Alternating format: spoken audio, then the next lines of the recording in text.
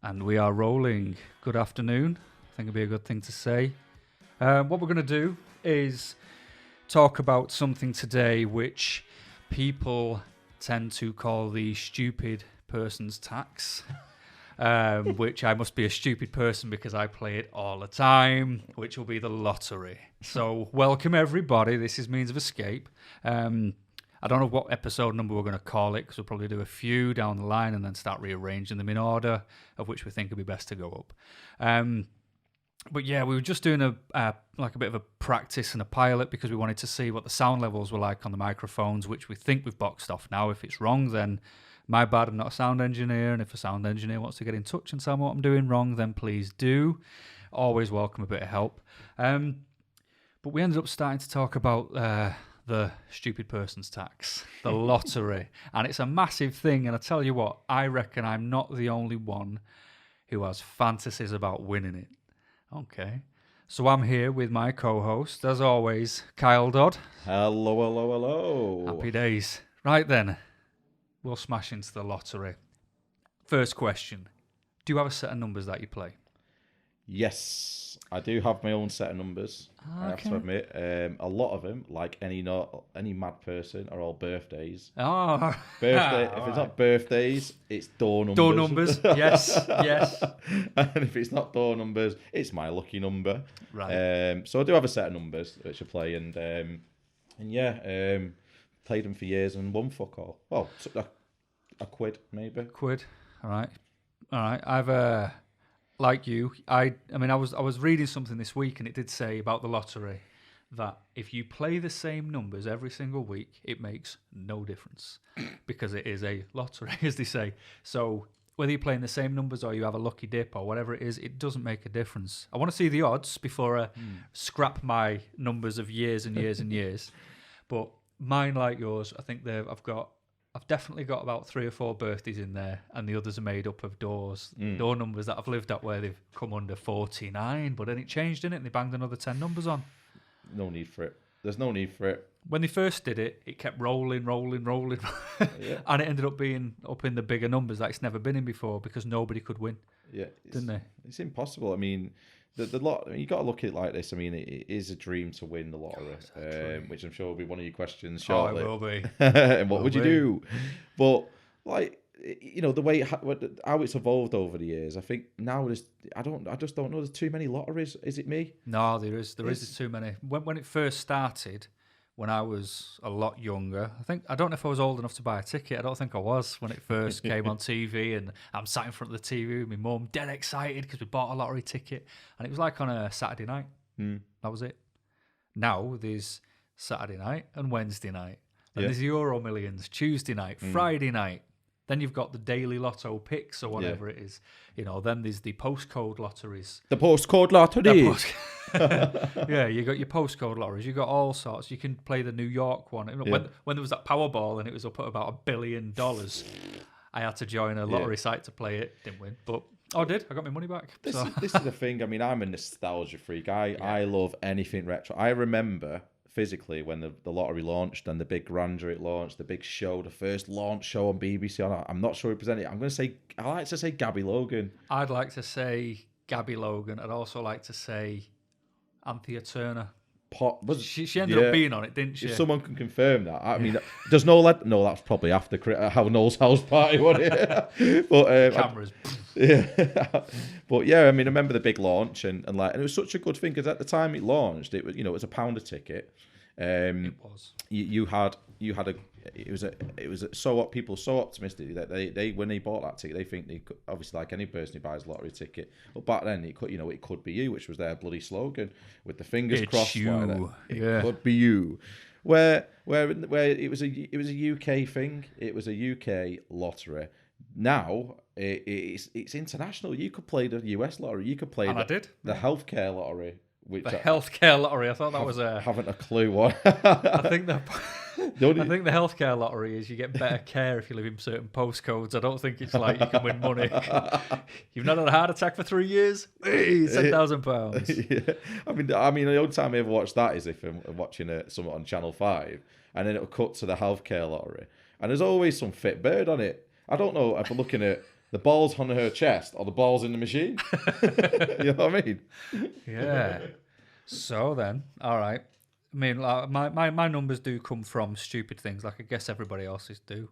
How often do you play it now then? Because it's pricier now, because it's £2 a ticket, and there's essentially 4 a week that you can buy in Britain if you're just going in your shop and doing it off the, the markings of the Saturday, the Wednesday, the Saturday, and the Tuesday and the Friday.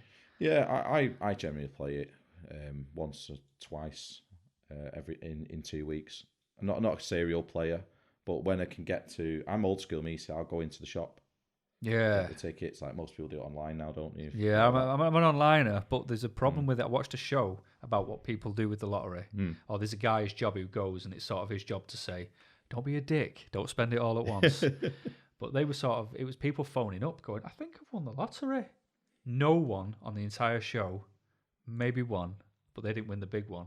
And it just one, none of them were online. None of them were sort of saying, just checked online, it's told me I've won money. I've just checked my ticket. So I don't know if there's a conspiracy there where there isn't something to pick up. Yeah. Because they know your numbers. They'll know your numbers anyway, but maybe they'll know your IP address and they think, right, well, people, too many people have won in that IP address. Yeah. We'll make sure them numbers don't come out. Maybe it's just me because I don't win. Maybe I'm just being a bit too skeptical, but I like my conspiracy theories, so that's one for me. Is this sour grapes that you want? A little bit.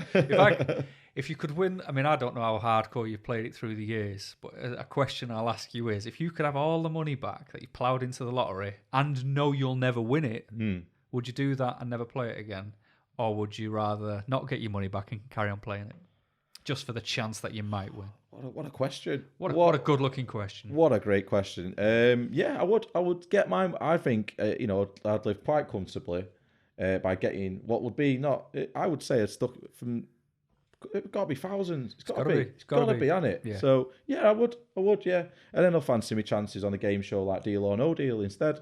So I've got a better chance of winning. It's just a box. Yeah. Yeah, but if you want to do something like Deal or No Deal, I mean, I've watched it a couple of times, and Noel Edmonds there with his shirts on and his thatched cottage roof hair. Yeah. I think the premise is you have a box, and then other people have boxes as well, and you've just got to not be a greedy bastard. Yeah. So that guy phones up the banker and goes, all right, yeah, you've knocked out a few of the blue ones because that's a cheaper money, isn't it? So you want to end up with the red ones, don't you? The dark red. All right, so he phones up and says £4,000, but 250 grand is still on the table, and he says, "What do you want to do?" I would take the £4,000. Yeah. Because I've shown up there with nothing. Yeah. I'm not going to be greedy. What if I end up with a penny? Yeah. And then you've got to know that you could have had £4,000, especially if you've got kids and you've got things to save for, need a deposit for a house. That £4,000 would help. Yeah. So when I watch people and they lose when they could have had big money, like on Who Wants to Be a Millionaire, when people used to get right before the one where it sort of cements it in place, like 32 grand or whatever it was, and they'd lose and they'd get a grand. Yeah. Good. Good. I'm glad you lost, you greedy bastard. Do you know what really, I tell you what, do you know what grinds me gears a little bit is... you, America. You know what grinds my gears? What really annoys me is when I watch The Chase on ITV. Yes. And you get someone who'll go on it, they'll bring a good pot home, they'll bring £5,000 over, well done, beat the chaser, off your pot, back in, and you get that one shithead, right, on it, can only be described as a shithead, who would get the option. They've not done well on the cash chase. They got about, £1,000. So the chasers offered them 49 grand to go one step further, or a grand, stick with your grand, or to go back home one step below, minus £400, and they take the minus £400. Now, if you're that person who's brought the cash back, you'd be fuming. You'd be going off your rocker with that. Fuming. So, yeah, that just goes to show you that the way people see money. But, I mean, going back to the lottery, I would ask the same question to you. What would you do?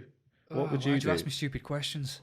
What would I do? I would probably take my money, because I know I've piled in on that thing. The stupid people's lottery, some people say, but I say you've got to be in it to win it. Yeah. Someone's got to win it.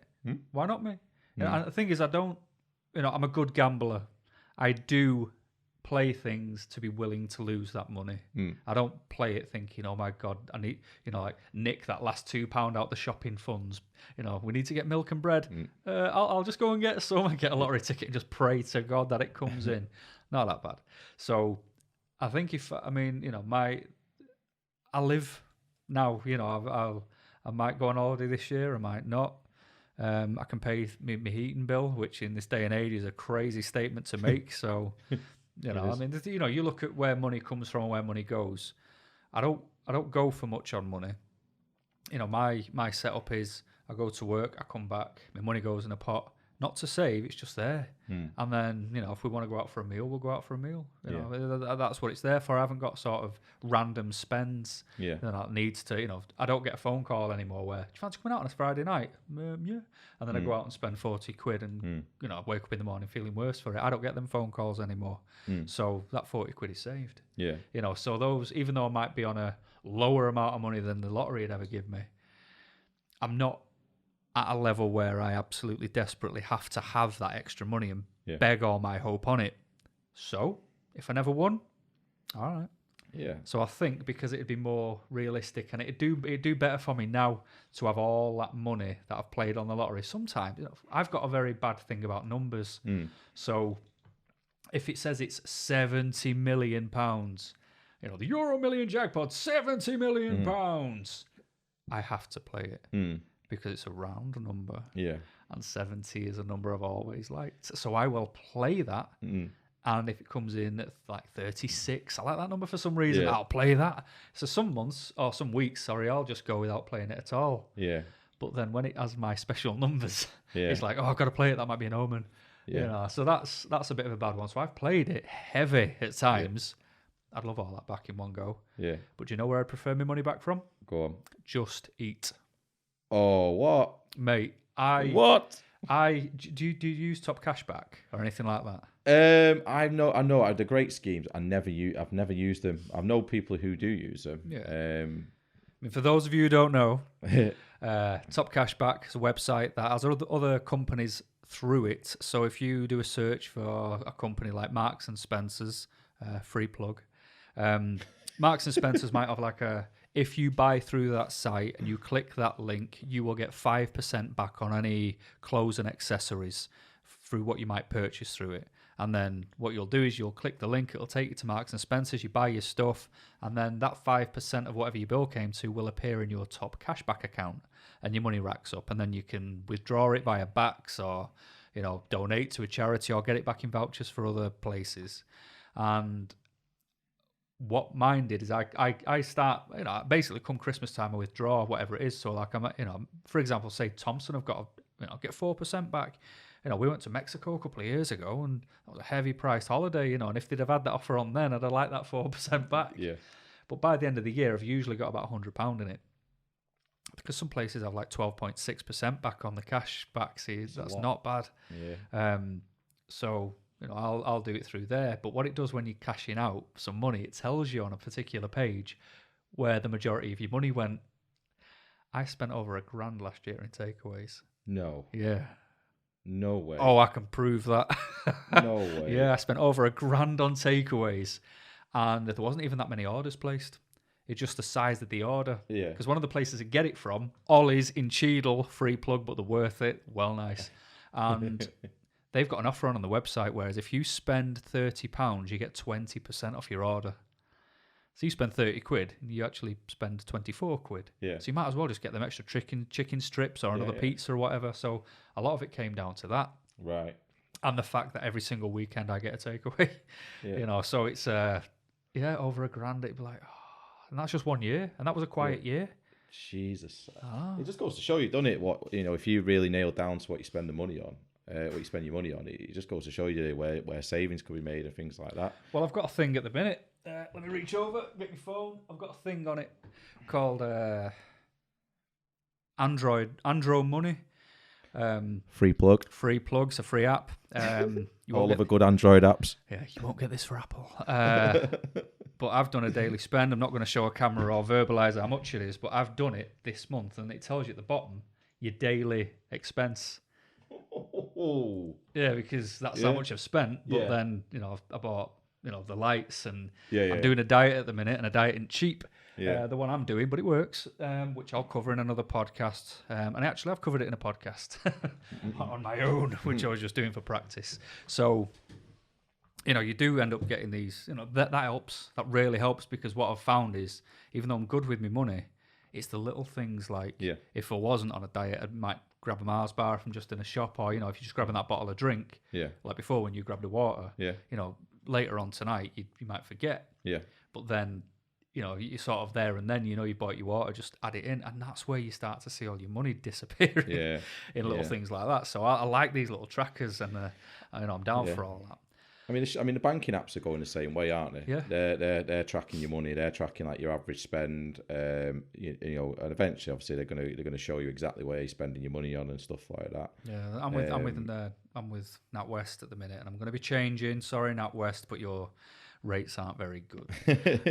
Bye. Yeah, so I'm going to have to go somewhere where they give me money. I'll be going on Martin Lewis, his website. Yeah. The money expert fella, he always tells you about your banks. Yeah. So we're having I'll have a shot of that and change over at some point.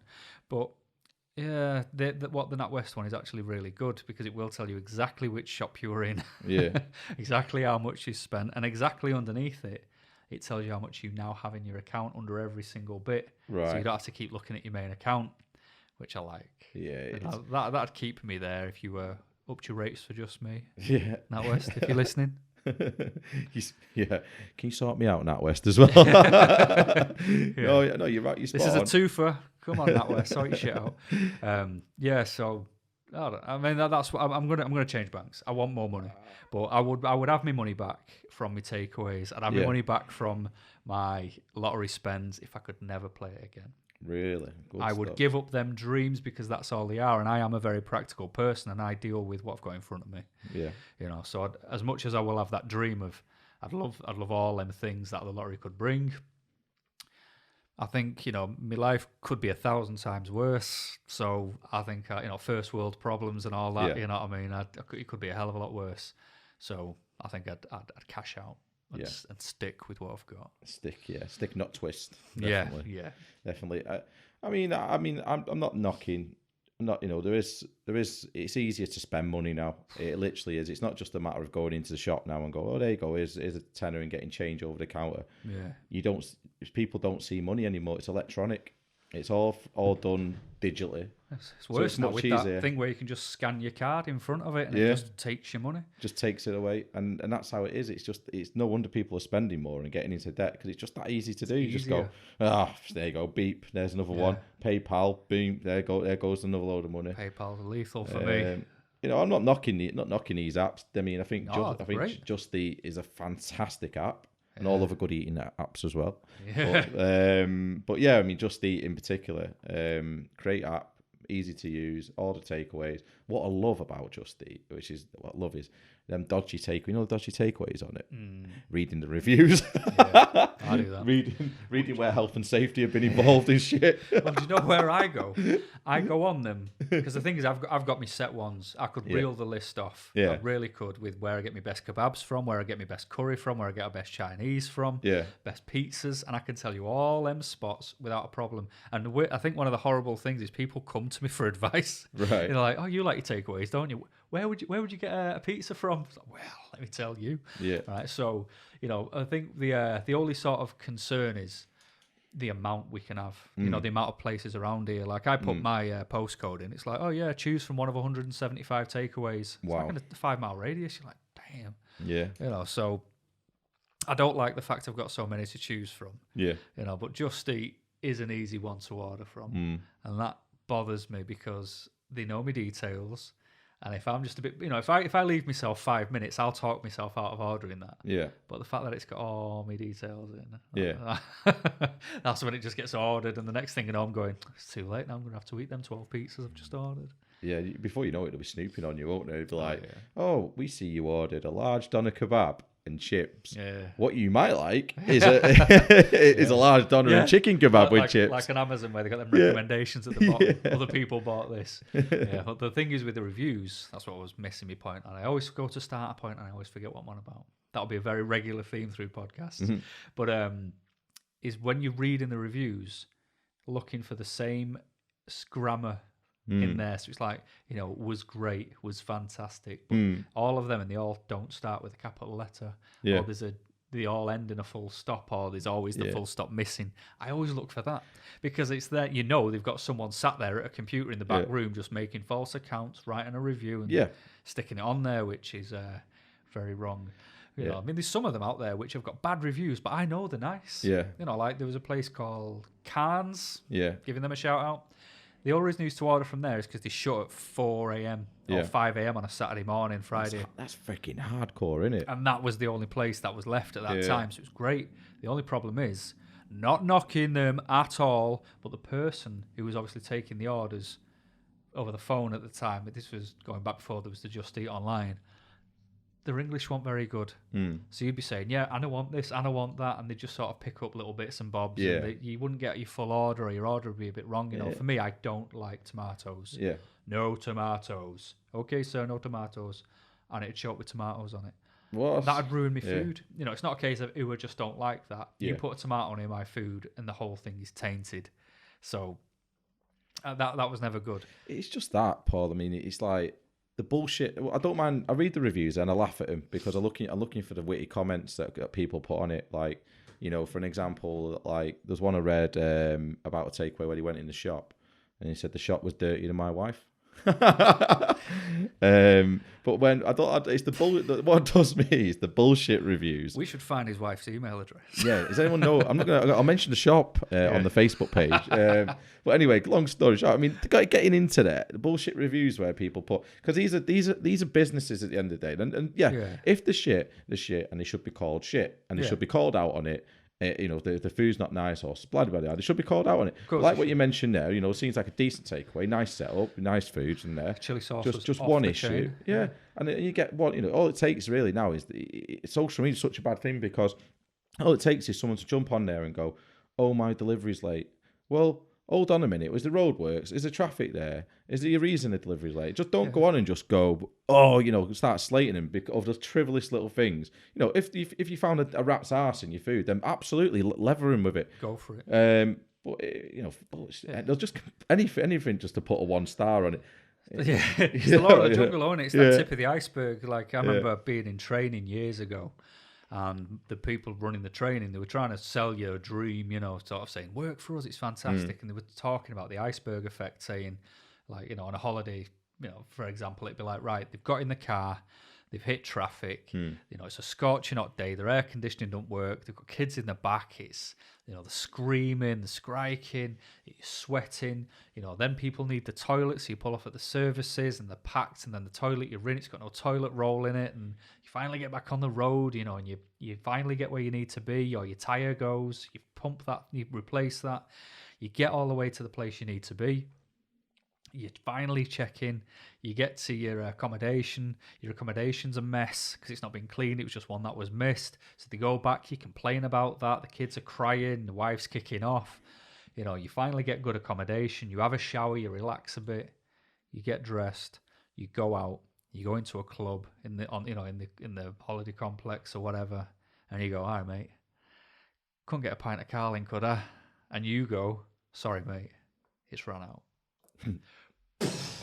The red blows up, and you are now the recipient of all that day's anger. Yeah, so that's the way life is these days. For everything where you could compliment, for every one compliment you get, you're going to get 100 negative reviews. I think it's human nature. People complain easier about bad news than they will go on there and say good stuff about them. Of course. And I think it's easy it's just human nature, isn't it? But like what you said, love moaning. It's like that film Falling. Do you remember Falling Down? The film goes out one day with his briefcase, meets a gang of kids. They sort of bullying this guy, and one day he just finally snapped and battered him. Nice. I think that's what happened. Is Falling Down. Anyone correct me on that one? Yeah. Just something you caught on camcorder in Wythenshawe. That. Yeah. Civic Centre. Yeah. But I mean, that, like you say, it's human nature. People prefer to moan. One of my favourite sort of recent sayings I found was "Never argue with a pessimist." Yeah. They've got a problem for every solution. It's true. Every time you try and offer someone a bit of assistance when they have got a negative outlook on life, it's if only it was that easy. Well, it is. Otherwise, I wouldn't say it. I'm not going to give you advice. I wouldn't take myself. But then, and that's why I don't really speak to many people, because a lot of them are very pessimistic and it gets on my nerves. Don't blame you. Yeah. So we've I'm starving now. I talked about Just Eat. So lottery then. What would be, this is a good one for you. What a good question. How much is enough where you would have to win it? You wouldn't live extravagantly. Like, I'll tell you my example for it. You need to not, you need to be in a position where if you didn't spend it and you just lived off the interest, you would never need to work again, have a nice house. Yeah. You know, so you wouldn't be able to go frivolous and just like open businesses and stuff. That'd have to dig into it to then not create that interest that is keeping you afloat. So in other words, it'd probably give you double your weekly salary in interest. Right. Do you know what I mean? So say you and your missus, it'd probably give you your combined salary. Yeah. So basically, you'd both be working for the wage you're working on, Yeah. but you wouldn't have to work. Yeah. So it kind of needs to be that level for you. What would you kind of say? So you'd still have to be clever with it. Yeah. Yeah. Good question, by the way. Yeah, I mean, I'll be fine as long as if we got our salaries doubled and we had to live off that, I think that'd be absolutely fine. I wouldn't chip into it. I wouldn't. I'd leave it. I'll let it accumulate, and I'll have some months I'll save, and some months I won't let the account build up. But I think it's a fair consumption. But if you want me to put a figure on it, how much would be a perfect What win? would you reckon it is? I mean, pretend you know the rates of money. I mean, just say for, like, I'll give you I think £2 million would do it. I don't think 1 million creates enough. Yeah. And if you did have to dig into it, I mean, if you had to buy, you'd be like, oh, well, I want a house. It's like, well, all right, well, what kind of house do you want? They're not cheap no more. Jesus. I mean, you know, you go to Wythenshawe, you want a 3-bedroomed house, for example, you're pushing 100, well over 100 grand, and that's in Wythenshawe. Yeah. You know, it ain't the best place for those of you who don't know, and it's up and coming, thank God. You know, I haven't got half the idiots that were there when we were growing up, but still, that's, you know, like, they used to be 60 grand. Yeah. You know, and just over the last few years, it's now stuck another 40 grand on at least, so that's heavy. You know, houses just out the way that are the same size, you know, you're looking at 250 grand. It was always something to back in the day. Was always something mega. If you got $1 million, you're a millionaire, and $1 million would stretch and stretch and stretch. Of course it would. But before you think about it, like what you just touched on there, you know, if you got that £1 million, you would like to think you'll buy your own house, wouldn't you? You'd like to think you buy a nice house somewhere else. Nice big house. 100, 200 grand. You'd like to think, you know, you'd buy a nice car. That could be 50 grand. You like to think you do, you know, make sure your relatives are okay and your family's okay, and you might buy their house. And that's another 100 and 200 grand. So before you know it, are you allowed to do that though? Are you allowed to buy your relatives? Are you allowed to buy anyone a house? I know it might sound weird, but I'm not sure if you know this. You are not allowed to give money as a gift. I never knew that. You're not actually allowed to. Yeah, so you can win the lottery, legitimately win the lottery, and you can have 100 million off the Euro Millions, and you could say to your brother, "There you go, mate. There's 5 million. You enjoy yourself." You're not allowed. Bloody hell, that's a bit mental. I'm not made this up. I didn't dream this. Is this real? Seriously, you are not allowed to give cash as a gift like that. Yeah. It'd have to be taxed. Yeah, you know, and that's where you say I'm not having my money taxed. You know, right. It's probably taxed to play it. It's probably taxed when I got it. Yeah. So but you can't give large amounts of cash as a gift. So maybe that applies to possessions as well. Maybe you're just not allowed to do it.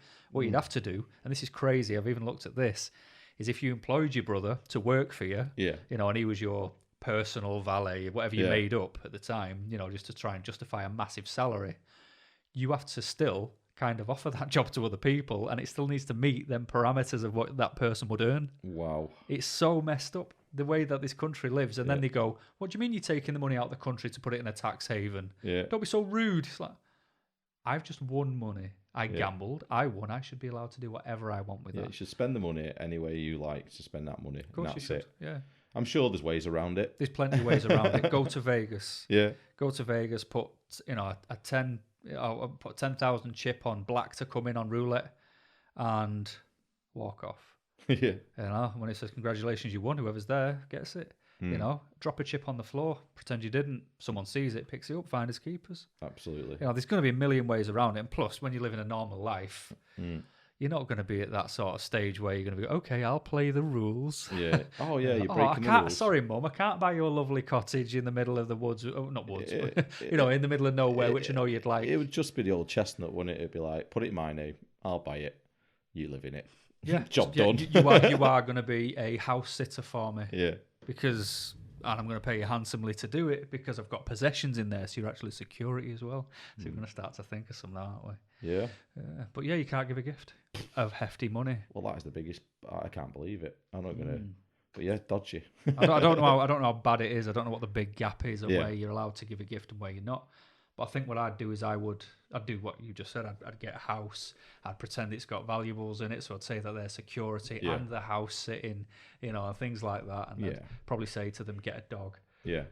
While you live there, and say, oh, that's my dog. Yeah, the dog's sitting. Yeah. And just try and whack up all their money, so they'd be living in their house, which I've bought for them. Yeah. And I'd just kind of keep it that way for a bit, I think. Just want to let someone know if there's any HMRC listening from the tax office. These are all suggestions. We have not won the lottery. And even if we did, you're going to have to find a very good way of catching me. I'm quite sneaky. So, but the fact that you can't do that, I find it nuts that you work, you get taxed. You buy food, it's taxed. You save up, it's taxed. And then they expect you to give your money to some, no, you can't just give people. We want your money. It's like the tax office is a 3-year-old jealous sibling, and it's like its other sibling is the rest of the country. And every time we try and profit from anything, they go, no, we want that, Yeah. and then it's like the government is the parents who always side with that sibling who just go, oh, just give it them. That's what I mean. If everyone who works gets taxed, don't they? That's it. And at the end of the day, it makes you think how we're even in a financial crisis when they've got all this money coming in all these different ways. But we've got enough to send to loads of foreign countries, right? For all sorts of reasons that I don't understand because I don't know anything about politics. But just let us have a little bit of something. If there's one thing that I've learned about being English, and I am English before anyone starts shouting me racist and calling me British. Right? Thing is, if you're Scottish, Irish, Welsh, you're allowed to say you're Scottish, Irish, or Welsh. I was born in England, so I'll class myself as English. Thank you very much. I was born in Manchester, so I'll call myself a Mancunian, if you don't mind. So it's just, I just think if you're a working person, I just think you get screwed over. What do we get as a relief? Do we get like, oh, right, if you're a working person, you work all the hours that you're meant to work, you've not broke the law, you're a good upstanding citizen. So here is 5% off, if you're going to book a holiday this year. Yeah. Why can't they just give us a little bit of an incentive rather than, oh, you work, great, well, we're going to find a way to rip you off more to help people who don't want to work. Yeah. As well as the ones who are genuinely in that position where they can't work. I'm not bothered about them. They'll find work because they're looking. Yeah. But it's the ones who try the best to scam the way around it. Yeah, hit the system. I have to look after them. You have to look after them. And what do we get as a sort of thank you? We get Jack Diddley squat. That's what we get. And it's frustrating. It really is, because you think the workers of this country are the wheels of the country to make the country move. You know what I mean? It's, if you picture a car, we're the engine, we're the wheels, the workers. Yeah. And obviously one of it's what the government don't realise, and this is something mega, is that at the end of the day, all we ask for is something back in return. That is literally it. Yeah. Like what you said there is a great idea. Here's a little incentive for you. The government has provided you, for whatever reason, is a nice new telly. Obviously, it's a dream world. It will never fucking happen in a million Imagine years. If they gave you that TV on a Friday and you just bought one on the Thursday, you'd be like, oh, now I've got 2 TVs. Thanks, government. What am I supposed to do with this? Just something back in it. Just every time you switch on the bloody news, it's always the same old shit over and over again. And they sit in the Houses of Parliament and waffle a load of crap.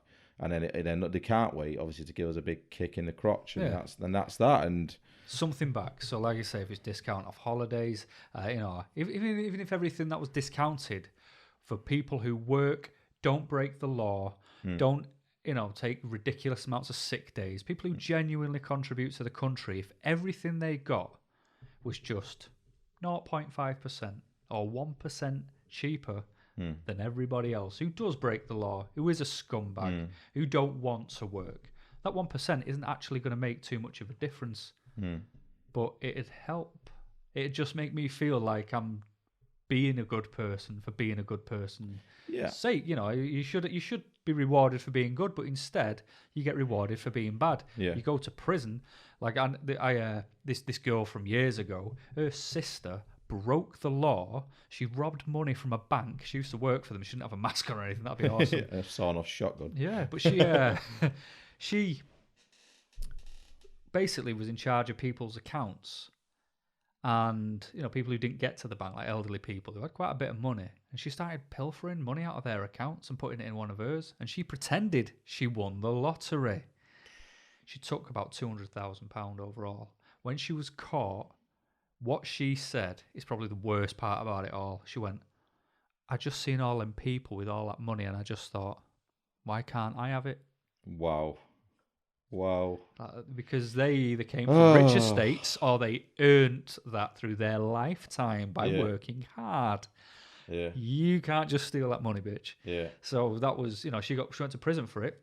And she was meant to get about 2 years, got out within a year. What, you get 2 years for stealing that amount of money? That's what I'd go to prison for 2 years for 100 grand a year. Right, shut down the podcast. Yeah, I'm off. I'll go and dig the hole. You go rob the money. Yeah.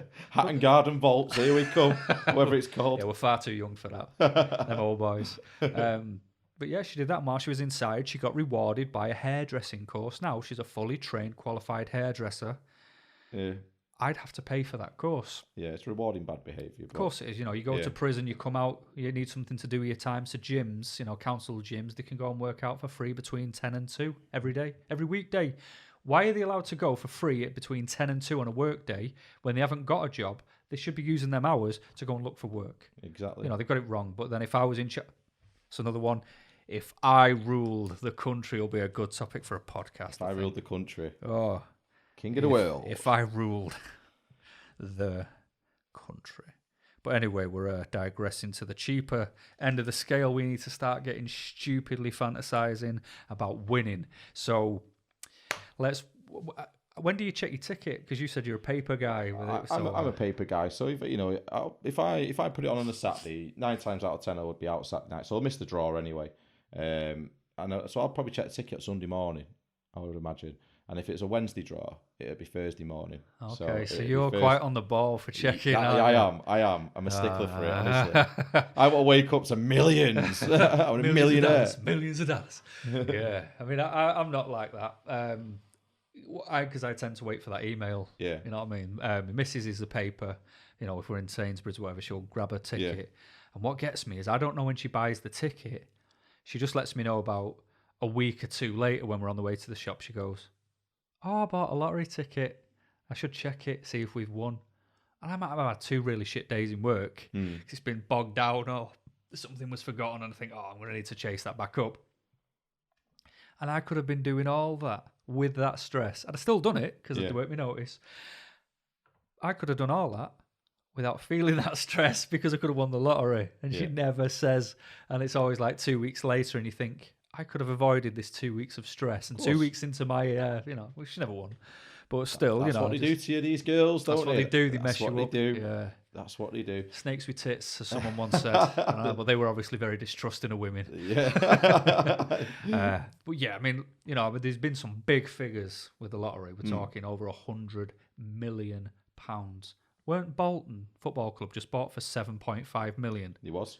If you won 100 million, would you consider buying Bolton? Bloody hell. Hell yeah. Yeah, you would, wouldn't you? Of course I would. It's down the road. It's a nice stadium. I mean, you've always got a thing, and what would you do if you won the lottery? What would you do if you won the lottery? It's just completely bonkers. What would you do if you won? I mean, the first thing I would do. All right, there you go then. 100 grand, boom. You're up on the Sunday morning. You've got a bit of a hangover from your Saturday night. Yeah. Got a pot of coffee brewing. You sit your ass down, you bring the numbers up on your phone or whatever, and there they are. There are all them birthdays and house numbers in a row with your name on it. The stars are aligned. No, you don't want the stars because that's the lucky stars and you don't get as much. You got them 6 main numbers. Yeah. You sat there in your boxes. Yeah. That's the start of your day. What are you going to do? Them numbers have aligned. Would you have to get someone to check your tick? Would you shout to your missus and say, would you do us a favour? Would you read them numbers out to me, please? Oh, yeah. You'd have to get that drilled in your head. I'd have to read it 3 or 4 times. I think 5 times. I think you'll just keep looking at it and looking at it and looking at it, and then when you know the penny's dropped that you have won it, that's when you start thinking, right?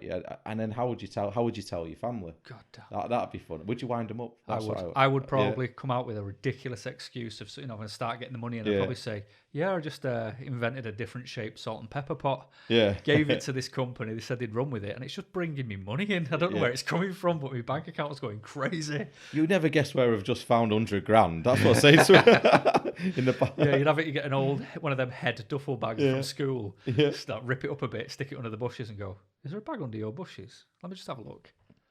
No. 100 grand? 100 grand in this bag. How do you know it's 100 grand? I just know what it looks like. I would do something fun to do it, definitely would. But yeah, you see, I think right away then, once reality drops, you start spending it, don't you? And what would I spend? What would you spend it on? Oh shit! Where would you start? Well, I always had this plan back in the day. And it was a really nice plan. Like, I am a selfless person. I will do things for others. And my plan was for that. And now I'm older and I think about my plan, I think, if it was the other way around, no one else would have done that. There's only about 2 people on the face of the earth I could hand on heart say they'd actually look out for me if they won, because I know I'd have looked out for them. Yeah. My plan was originally get a huge plot of land, build a nice big house for me on it, which I designed myself. I'd get an architect in and all that, and I'd say, so if I wanted this here, would that be all right? So I'd have a nice big house, I'd have an indoor basketball court, because that's just a childhood dream. Yeah. Full size, no seating, maybe just a row of seats down the sides, but that's just for me to work out, just have a bit of a shoot the hoops, and have a nice lacquered, varnished floor with with a nice diagram in there and all that. But on my grounds, I wanted 10 houses, 10 4-bedroom identical houses with a garage and a little port for a golf buggy or a quad bike for each house for the grounds.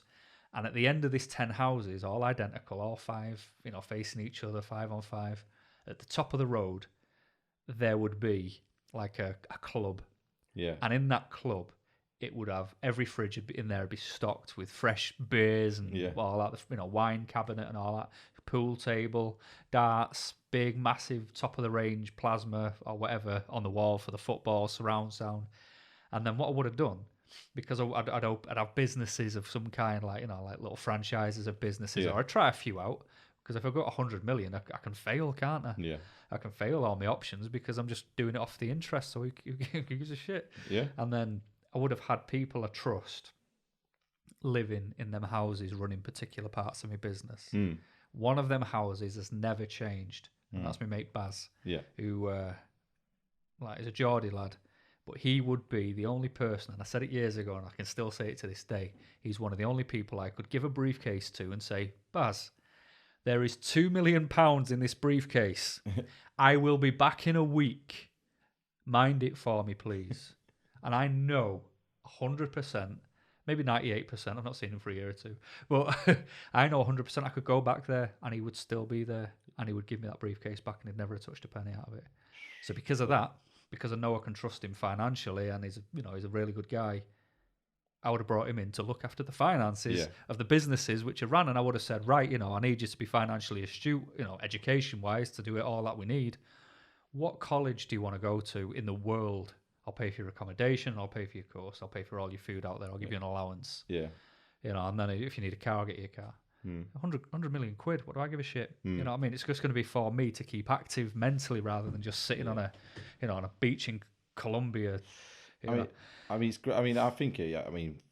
for me it would be a lot of things would actually change. I mean, number one, it's crucial because some people just win the lottery and don't think long term what happens when the money runs out. Yeah. No one thinks of that, did he? So I share the same for you. I make sure my family are secure. Yeah. I would build the houses, definitely. I'd do exactly the same thing that you've done, build the houses up, get people moving in, get that income coming back in, all the rest of it. Support my mates, make sure everyone's straight. That's the first thing I'll do. The second thing I'll do, then I'd go off and then I go, right, I want to do this, I want to go here, I want to go there, go off on the holidays, all the rest of it. But then the long-term vision, the long-term dream, you might think I'm fucking mad here, but just bear with us. I'm bearing with you. Everybody's mad. Yeah. I mean, my plan now is so much different from the old plan of having houses and having people live in them and run parts of businesses. Now I've got a much more streamlined version. Yeah, agile, you know it. It's nice and sleek now. So yeah, I would follow. I don't say a live stream, but I've always wanted. If anyone knows me, I love going on holiday to Benidorm every year. It's a no-brainer. I would buy Benidorm. I would buy Benidorm, take it over, make it a British province. No, I'm not joking.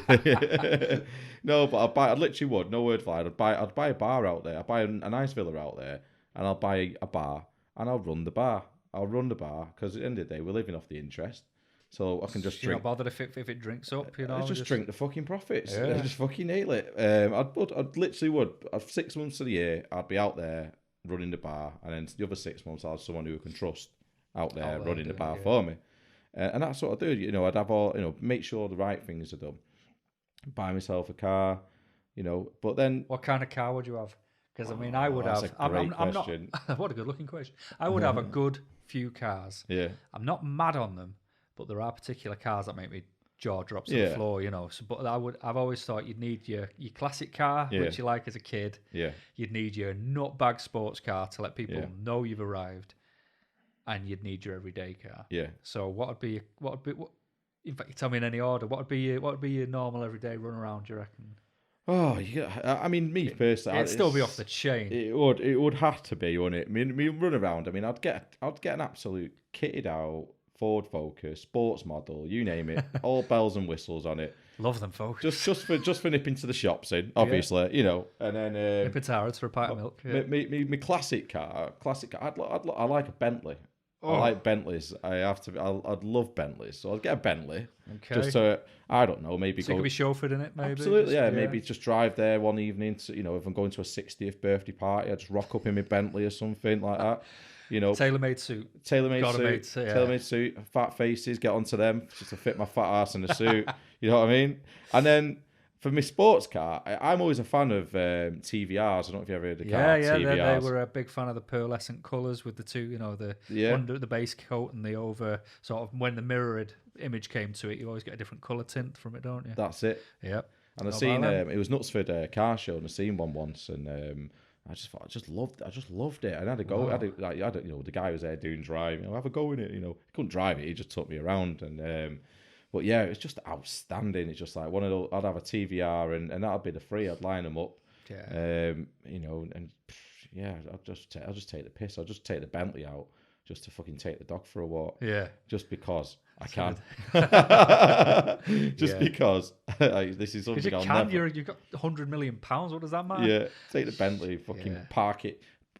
Park it in those bastard ads the car parks. Park it there over 2 hours. Just get the fine, whatever. Get the fine. Yeah, it was who just got fined. Memphis Depay, the United player. He was out with his missus. Yeah. And he comes back and it's like his second fine in as many weeks, and it's like £65. Yeah. Come on, he's bothered. Yeah, there's not. There needs to be a bit of a different law change here. Sort it out. You can't do that. That's another podcast we need to do. The problems at Manchester United. We need to put that down. We can have that, but that's just triggered me, and it's regarding what happened to me when I was caught speeding. For those out there, I was not speeding. I was coming out of a 40 zone into a 30 zone, and there's about a quarter of a mile until you sort of hit anywhere pedestrian. The Parkway. Right. When you're coming off the Parkway going into like Moss Side, there's a part where there's a 40 sign, then there's a 30 sign, and there's nothing there. Right near the Shell petrol station up near there. Just before you get there, when you're coming off the motorway, just it. Before that bit, I was just took my foot off the gas and just cruised and just let it fall itself down. But the thing is, when that 30 sign appears, there's a camera that just takes your picture when they pull up in that van. And I got caught, and I had to do a driver improvement course, whatever it's called. Danny Welbeck was caught on the exact same day by the exact same camera. Jesus. He didn't have to get the 3 points because he paid his lawyer to get rid of it. And it's like, why can he do that? So was it a van that caught you? Was it a camera it's van? One of the mobile vans. So was it be coming back towards Wythenshawe, or are you going into? No, I was going into Manchester. Going into the city. Yeah, centre. I used to work near the Apollo. Yeah, and that was the route I had to take. Son of a bitch. And the thing is, what sort of my argument will always be is, Yeah, it does turn into a 30 there, but I've Yeah. got about I've got about a quarter of a mile before Yeah. before a pavement appears. Well, there's one coming home. I can't think what motorway it is. It's one of the northern ones. I'm useless with bloody motorways, but it's coming home and where it is. You know them big yellow speed cameras on the motorways that go up now that hang over the frigging lanes. So where you can only go 50. Yeah, you're in a 50 zone. Yeah. Yeah. So within about you see the national speed limit applies right ahead. Yeah. So you see the sign for it. Yeah. Right there, just before you hit that sign, the camera's hanging out over. So as you're speeding up because you see the sign, they've got a camera there right next to the national speed limit sign. Oh. What is the fucking point in that? Can someone explain that to me? Can someone explain why that happens? Because that's just a speed trap, isn't it? Yeah, there's a really bad one. I can't fully remember where it is, but when I'm coming back from Cumbria, where I spend a lot of time working, there's a particular motorway, and I still can't. In fact, it's not from there. It's when I'm coming back from. I bet you it's the same motorway. It probably is. It's when I'm coming back from like Worsley direction. Yeah. All right, when I'm coming back from Lee and Wigan and them sort of ways. Yeah. There's a part of a motorway where you whichever lane you get in, you're in the wrong lane, it seems, because it says, look, sign for the airport. It's like, right, I need to be in that one. So I get in the far left, and then it's not that one, it's the next one. So if you just stay in the middle lane of the motorway, it ends up it's so weird. But then as you're coming off, you've got a speed, national speed limit sign. Then you've got a sign that says maximum 40 or 40 max speed around this corner. And then you've got the camera up that catches you at 50. You've got no idea what you're doing. So when you drop to 40, cars are beeping behind you. If you go 70, you might get flashed. You go 50, you're just hoping for the best and that you don't get flashed because it might tell you that it really is 40. It's just a headache. It is so bad. But there's been a rule now where they're not allowed to have roadworks. I don't know when it comes in, but it needs to be soon. I spend most of my life on the motorway, but they're not allowed to have roadworks where you're limited at the speed for more than 10 miles. Right. That's what's coming. That needs to happen because it's not happened yet. Because that's otherwise, why does it take me another half an hour to get where I need to be? Yeah, so that's really annoying. Well, this annoys me when you go up to Leeds and you got that stretch of motorway that's being upgraded to a smart motorway.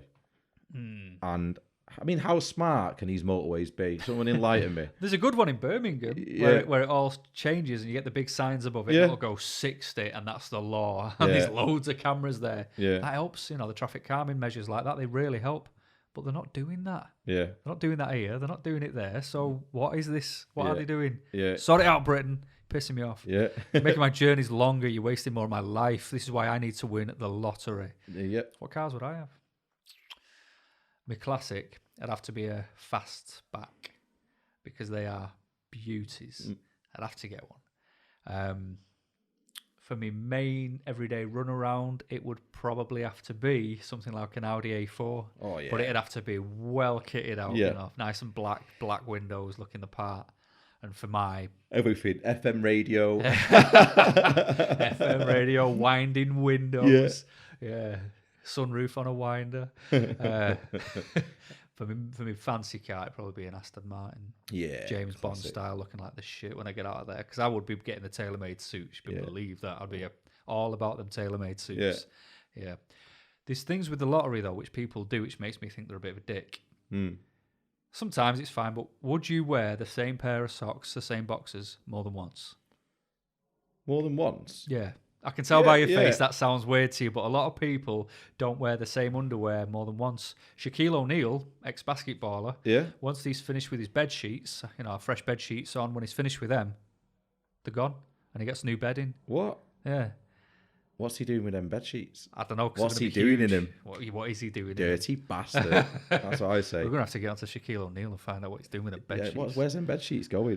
Why would you do that? I mean, if he's got the money and they're getting donated and they're actually going to good use, well done, Shaquille O'Neal. But the people who don't wear the same boxers or the same socks more than once, I won't give a shit. Why would I be bothered if I wore the same pair of boxers? Oh, it's just a mind trick. It's just what. So you would wear the same pair of clothes more than once? Of course I would. Yeah, I would. Would you ever walk in wardrobe though? I would. What, walk-in wardrobe? Hell yeah. Yeah. I suppose you'd kit your house up, wouldn't you? Of course you'd kit your house up. We'll get to that. We would. Yeah. So you would wear that. All right. I was just checking because there is people out there who are weird who won't do it. But then there's people who don't earn that kind of money, who don't have the who still do that. There's a lad who I know, and he won't wear. Basically he buys a pack of 3 vests every single time he goes to the shops because when he's working out, he wants to wear a fresh vest. Right. And once they're washed, he doesn't like how they feel. Right. So he spends a tenner on 3 vests. Well, maybe every 3 days because I don't know how often he goes to the gym, but he's just got a normal job. It's crazy. You might as well just dig a hole and throw your money in it. Yeah. Throw your money in it. I guarantee you, he wouldn't know if I washed one of his vests and put it back in his vest drawer. He'd never know. It's just some people are just like that, aren't they? It's the best way. We can't describe it, but No.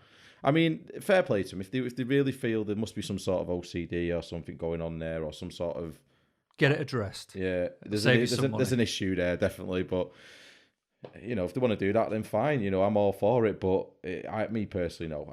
I'm a cheapskate. I mean, Yeah. I clench my fist and hold on to every single penny. I'm camel's arse in a sandstorm. Tell you, tight as that. The thing is, it's all well and good being as tight as a camel's arse in a sandstorm, which I've never heard before. Not heard of that. I've never heard that. I've heard a lot which are quite rude, so say them. But you know, there's nothing wrong with being a bit frugal. And the thing is, just because you would wear the same boxes, and I don't know why I looked at your crotch when I said that, but you know, just because you would, it don't make you cheap. Yeah, it just means you're being resourceful, and it's something normal that normal people do. It's when you start not doing it, it's when it makes you weird. Yeah, I'm trying to rack my head now of what would I do that would be really weird. Yeah, which I'd probably change up now. You know, cause there's got to be something. I know one thing I would do. Hand on heart, no vanity about this. Hair plugs. I'd be all over hair plugs. I would have a mane like a lion once I'm finished with hair plugs. Blimey, what are hair plugs? Like what Rooney had. You know when he started going bald? Hair transplant. I don't know. I don't. You know more about it than I do. Hey, well, no, I mean, I don't know what they're called. I thought they were called hair plugs. But I mean, you know, you just get bits of real hair. Yeah. Banged into your scalp. So yeah, you know, I want my hair back. I mean, I've still got hair. I just refuse to, because it's a lot thinner up here and it's a bit more obvious. Iniesta, did you watch the match? Arsenal against Barcelona. It looked like someone had swept the hair up off a barber's floor and just stuck it to his head. Yeah, that's what mine would look like. Yeah, and I don't like that. So I think I'd get hair plugs to have a nice raging mane. Yeah, I mean, for me personally, I mean, I miss my hair. I have to be honest. I really do miss my hair. I'm going bald. For those who don't know, I've got basically like a horseshoe in the middle of growing in my head now. So where I've got hair around the sides and a horseshoe. Would I do? I don't know. It would be a great question. I probably wouldn't. I'd go gracefully. I think I'd go gracefully. Might try some caffeine-rich shampoo along the way. Yeah, Alpacin. Alpacin. Yeah, just give it a bash, see if it comes naturally, and then, you know, one of those things, isn't it? Well, how about then? Like, I don't like me belly. Now, one thing I wouldn't do, I would not get any liposuction. No. I would have to work this shit off. Yeah. But I'd have the money. I'd have a gym. I'd have a wicked gym in my house. I'd have all those really expensive, fancy water weight equipments. You've always got the sound of the water flowing through them. They're awesome. I'd get them, and I'd have a personal trainer, and I'd get them to just make sure I worked off the excess fat rather than getting any constructive things. Head, they can't do that about that, so I'm going to need to pay for that. Yeah. Would you pay for any surgery? Great question. No, I'll tell you what I would do. I would pay, like what you said there, someone to come in, healthy eating chief. I don't know. Yeah, healthy come chief. In, cook all my food for me, cook me healthy food, make sure that all my dinners are all lined up for the week. Follow the diet, and just hopefully watch my fat ass shrink. If it doesn't, never mind. Then I would be like, right, liposuction. Probably then would have paid for surgery. Yeah. Liposuction all the way from then, yeah, too right. Suck that bad boy out, get rid of it, launch it. Yeah. I'd probably want to keep mine in a bag or something, just keep it in my freezer, and every time I'm about to get that naughty takeaway, I'd just be like, oh. Have a look at it. Yeah, remember, boy, this is what you used to have. Yeah. Throw it at somebody. Someone annoys you, slap him with your liposuction. Damn people coming to my front door again. Eat my liposuction. Yeah, I'm just here to sell you some in your face. Yeah. That's the thing. I mean, there's so many things people do when they win. You just got to make sure. I mean, I think I'm pretty convinced I wouldn't go off the rails. I'm pretty convinced I wouldn't do anything ridiculous to the point of it would seriously cause detrimental effects. Like, You know, the thing I'd do now is I'd buy a house in England, Yeah. probably not too far. You know, I wouldn't even get out of the area, to be honest. I'd buy a nice big house. I would buy places out in America because most of the things I love are in America. You know, the UFC's out there. Love that stuff. WrestleMania, bit of the WWE. Yeah. Love that.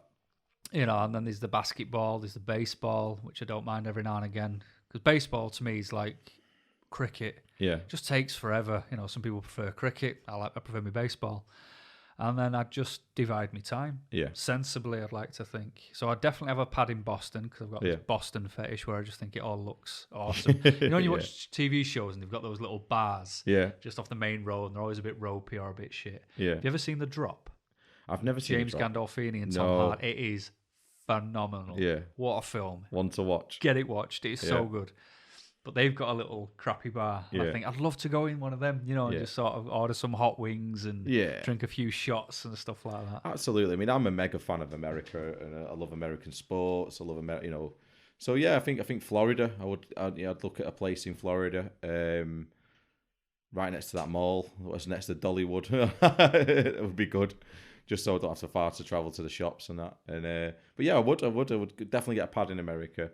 And I'll just do things that you know that a normal person might struggle to do, and I'd go out and watch WrestleMania. I'll have a VIP box. You'd need one, wouldn't you? I'd go to the Super Bowl, and you know I'd go to Planet Hollywood and order a fucking rack of ribs and the size of a cow, and eat all of that, and I'll just do all the things that you know that the normal person might not be able to do, and make sure that they're all ticked off the list. But I think the ideal thing for winning the lottery is long-term security. You want to be looking at when this money starts to run out, am I secure for the rest of my life? And that's for me, that's key. I mean, you look. I'm talking monies where we're looking upwards of 50 million quid. Yeah, you're never gonna, unless you're an idiot, unless you're an absolute born tool, like that fella was who won all that. I don't know where Blackpool. I don't know. I can't remember where he's from. Carroll. Was it Michael Carroll? Yeah, he opened up a nightclub, was it? I don't know. I just remember it. I remember watching that show where he I used to buy cars and he'd just drive them around a messed up field and smash them, and he used to buy it on jewellery, and he just wasted about 8 million quid, and now he's working in Scotland somewhere. You know, and I just think, how did you do that? Yeah. You know, I mean, if I have £100, I will look at making it stretch. If I have £1,000, I'll look at how I'm meant to look after it and spend it. If it gets more than that, then if you ended up with 50 million quid, why does that all of a sudden mean you've got to bring the reins off and mess up everything you've got? You wouldn't. You'd very cleverly look at your income. You'd look at what your interest is making, and you'd set yourself a rule. You'd say, right, how much of this can I spend for my interest to not be affected to a point where it'll actually make me living on less than minimum wage? You know what I mean? You would never get to that stage. You'd sort of, everything you do, I will buy a house, but I'll get it on a mortgage. Yeah. So you can pay it bit by bit. Yeah. You know, and in the end, you might have enough money saved anyway, because if I went to Vegas, I'd be taking my interest with me, and I'd just go crazy. And if I won, I'd take it with me, and I'd throw it at things. I'll pay that off. Put 100 million on red. That's all of it. It don't matter. Sir, are you sure you want to do that? Put 100 million on red. You listen to me. Put it on. Yeah, put it on. It's going to come in. Yorks, bastard. Yeah, but double or quits. you just make sure you're secure, wouldn't you? Because you'd never go out of them remits of your interest, and if you do, then you're obviously a bit weird. If you have that kind of money, you've been given a gift, hell of a gift. You did not have any. You didn't play a part in getting that money. No, you just bought some random ticket, even if it was some random numbers, and you got given that gift. Yeah, enjoy it. There was a couple who won in Wales. This was one of the early wins. I'll never forget it because all I ever thought was, why play it? Yeah. I think he worked at the post office, or she worked at the post office. He worked at a glass making place, and they won 8 million quid, something like that. And then they did nothing. They bought the house that they lived in, which they were renting. Yeah. And they had twin daughters who were about to be 18, and they bought them a car each. They bought them a basic 206 each. Peugeot 206. So we're talking winding windows, but, and I just thought, why play it? Yeah, you're cushy, you're comfy, you know, you're never going to need to work again, but you want to do it for whatever reason, but buy a better house. Yeah. Treat your kids to an awesome car, you know, just... There's that old saying, in it, you can't take it with you. Certainly You can't. can't take it with you. That's why I live to my means with my money. I'll earn it on, you know, like I think I get paid on Monday, you know, by the following month. I won't have anything to show for it. Like at the end of it, but I'll have spent it. I'll have gone for nice meals. Yeah. You know, I'll have a new few things that I'll own, and you know that cheers me up because I'm still here, and I might as well enjoy it while I am here. That's it. One thing money can't buy, you know, is the way you live your life, and it can improve it. It can help things, make you do nice things, but if you're not happy and you got given all that money, then what is the point? Oh, I mean, I used to work with a guy who I'm convinced if you gave him 10 million quid, I used to say it to him, I said, if I gave you 10 million pound and the front door key to the Playboy mansion, you'd still come back to me in 5 minutes and moan your ass off. Yeah. You know, her boobs aren't big enough. You know, he'd be kicking off about something, and it's just one of them naturally pessimistic guys. Yeah. You know, I mean, no, I haven't won the lottery. Will I still play it? Yes. Yeah. Do you know what I do? Do you know what I probably do? Yeah. Because this is new. I would buy and build a podcast studio. Yes. That is state of the art. Hire some people to do all the editing. Yeah. Show up, chat shit, go off again. Yeah. You know, but then I do fun things. I'd probably follow Raw around for a bit, you know, just while it's fresh, because I'm new to America. I would do man versus food challenges in all the cities that I'd be going to. I'd follow Raw around. I'd make sure I had the seat that was slap bang where I wanted to be seated every time without fail. Yeah. You know, dress in a fresh suit. And then I'd be hitting all the pay-per-views, you know, until I got bored, and I'd get front row seats to the UFC every time just to watch what's going on there, because I'm obsessed with that. And I don't know if I dreamt this. You're not into the UFC, are you? I'm not into the UFC. No. I am a staunch wrestling fan. WWE, like you know, I don't look past WWE. Right. For me, UFC, you know, I think that's a whole other podcast. That is a podcast. I'll put it down. Put that one on the list. Yeah, no, I get it. I get Ultimate Fight, and I'm glad it's on. It's getting mainstream coverage as it's got now. I'm glad it's a worldwide sport. And I know it had its struggles in the beginning. I get it, but it just never. I know it's fighting, but I'm a boxing man. I love my boxing. If it's my combat sports, boxing, I'm a massive boxing fan. I just can't cross over into UFC. And the wrestling background, which I love watching, you think, it'd be a natural transition. Or these actually hit people. It's not fake. This is real shit. But I just never got into it. I just don't see past it. And see, there's a lot of NCAA champs in there, Division 1, 2. Like, you know, Brock Lesnar was in there as an NCAA champion. He was Division 1 champion. And he fought a guy called Shane Cowan, who was a Division 2 champion. The difference in wrestling was crazy. Brock Lesnar knew what he was doing. Yeah. Knew what he was doing. I mean, I'm obsessed with it, but like, you've got Conor McGregor who's coming up to fight. Yeah. And he was meant to be fighting Rafael Dos Anjos. Yeah. And I don't know if I dreamt it, but Dos Anjos isn't fighting him now. No, they've got Nate Diaz, and he is mint. I love that guy. The Diaz brothers are just unreal. They're just another level of what you respect in a fighter. But if that goes off, and that'll be next weekend. Holy shit. Yeah. So that means this weekend should be Bisping versus the Spider in England. I'd go to one, but I haven't got the money. If we have the lottery winnings, I will go and watch them, and I'll go and watch them all. Yeah, you can. That's what my life would be. It'd be about doing what I want to do. Yeah. Wouldn't be doing what I would be expected to do with the money I've got. It'd be what I want to do. So if I didn't want to do anything, I wouldn't. If I wanted to go on a holiday in the Lake District, I would. Just because I've got all that money, it doesn't mean I've got to go to the Amazon or the Everglades or something. I'll go where I want to go. Yeah. I'll dress how I want to dress. I'll drive the fancy-ass car that I want to drive. And if I just still then want to sit there on a Friday night with my feet up and watch Narcos on Netflix, which is awesome, get it watched. Free plug. He deserves it as well. It's awesome. Better than that Making a Murderer. Yeah. Much better. Good stuff. Then I'll do that too. So as much as I'd love to win, if I'm going to make a sort of conclusion on my area of winning the lottery, it's a pipe dream. Yeah. Would I love to do it? You'd better believe it. Yeah. What would change in my life? I'd stop working. Yeah. I might start my own businesses. Yeah. That's it. But then you still be working. Yeah, I would. Because you'll have an invested interest, wouldn't you? But it'd be mine, so I could do what I want then. Yeah, you just get updates. You just run them CEOs into the ground. Yeah, definitely. I might just do what Stone Cold Steve Austin and Eric Bischoff do. I might just have a nice big ranch somewhere. Yeah. Brew my own beers. Brew your own beers, fishing. Yeah.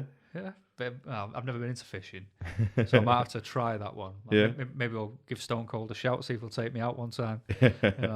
So, but that's what I do. I just want to live how I live now, with the freedom of never needing to worry about the money. There are things I do want to do, and the only reason I can't do them is because I haven't got the cash. I would then. Would it make me a better person? Would it, heck? No. It would make me exactly the same person. Yeah. The more I start falling into the trap of the money, the more of a dickhead I'm going to become. Absolutely. And I don't see the point. Some people who do earn a lot, they start getting the more expensive hobbies. Yeah. Like years ago, I went to Glen Eagles for a work do, the golfing place up in Edinburgh, up in Glen Eagles.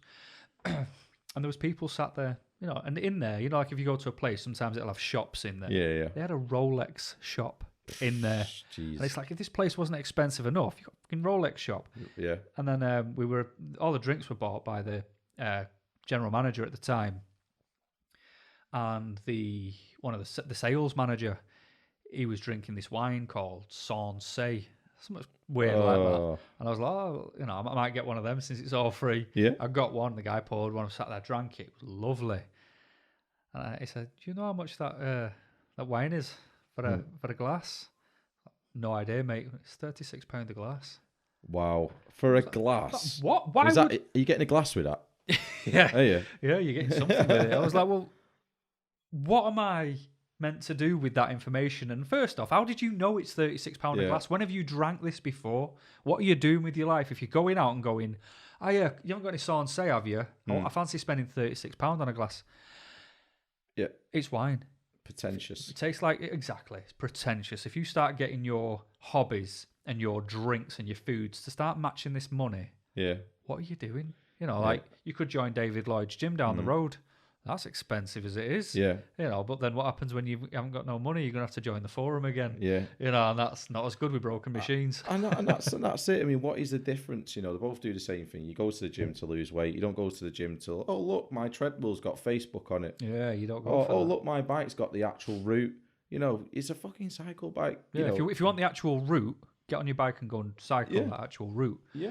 Don't. Yeah, and if you're on a bike, it's going to do the same. Well, I'm sure there's one nearby, obviously, which the Village Hotel in Cheadle. Yeah. And I went to go and join their gym, and obviously they've had their refurb fitted recently anyway, and that was like, you're looking at the best part of it, £50 a month, or so 40 to £50 a month, or something like that. I could be wrong, but it was. I when I heard, it's over 20 quid, which is what. Yeah, that's where you start going. Whoa, I just go. Yeah. Walk out. I was a member when we had when my company, we used to have an office out in Hazel Grove, and on my way home there was Pure Gym, where the old Harley Davidson garage used to be, and when I joined it was for 11 quid because it was before it was even open. So I was like, yeah, I'll do that, and it's like, right, well, it's 11 quid for the first year, like every month. And it was brilliant because their concept of how they run their business is really good. They rent all the equipment, so if anything breaks, they've got to come out and fix it. And they always sort of tailor make the gym to what the demand is. So if you need a bigger free weight section, they get rid of half of the treadmills that aren't being used and put more free weights in. So it's really good for that. And the prices of them are great. There's just no swimming pool. Yeah. And every now and again, I just fancy a swim. Well, this is what annoys me about most gyms. You can go as a guest if you're a new member. You're not a member. And the gym I was in was one at the Britannia Country House in Northenden. Yes. So I went there, and I obviously I have a works gym as well. So I joined the works gym now, cancelled their membership. But I did say to them, I said, look, can I just come in, pay a fiver for 5-6 quid, and just have a swim, use your sauna, use your steam room, use your jacuzzi. And they're like, no, we can't offer that service. You have to be a guest at the hotel or a friend of a member. And I'm thinking, hold on, you could be getting £6 a time off me. Yeah. I might pop in once a week, son. That's a good, 24 quid or something. I mean, how many other people are they turning away? Yeah. People might just come in and go, well, come on. And it's the same thing in obviously that one in Cheadle I was just talking about previously, like the same thing. No, we don't accept guests, and apart from if you remember, blah, blah, blah. So I was like, I just find it a bit odd, that you want to use their facilities, you want to pay to use their facility on a day, day pass. But you got to get, they want you on. I suppose it's a money making thing. Yeah. Well, if I won a lottery, I'll buy them out. buy them out and bring that rule in. Yeah. Well, it's all about the United States of Wythenshawe, isn't it? That's the only gym there. Yeah. The only gym that you need to go to if you're in the Wythenshawe area, because I said so. Lottery. What we've determined then is, don't be a dick. Yep. Win your lottery, spend your money, but not all of it. Get yourself to America, watch your good sports, eat your good foods, and then make sure you just don't become a king-size bell end. And do pop into my bar in Benidorm. Pop into Carl's Bar in Bennett. Have you got a name for it? I would like to open it up to anybody on the Facebook page or the Twitter page. So name my bar in Benidorm. Yeah, Carl's going to open a bar in Benidorm. We need a name. So is it going to serve food, just so they can get a better idea? Well, I won't be cooking it. No. What you're going to do is you want to open it up to good chefs like over in England, get them over, and then that'll entice other people into the bar. Then, I would get like big name chefs, like give them these massive, like, because obviously I'll be a millionaire anyway. So give him this massive salad, like Michael Pierre White, get him rocking up. Rock him up, stick him in the back, and go, right, burger and chips, please. Yeah, burger and chips, Mike.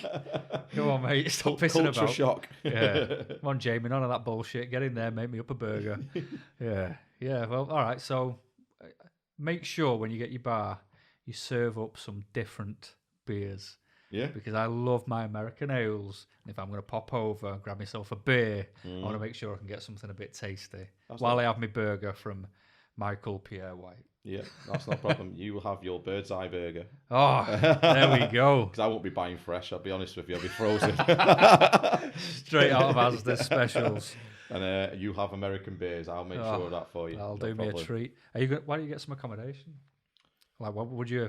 Why not get your bar to be part of like some villas, like so it's quite exclusive, and anybody who's staying in your villas will get discount over at your bar.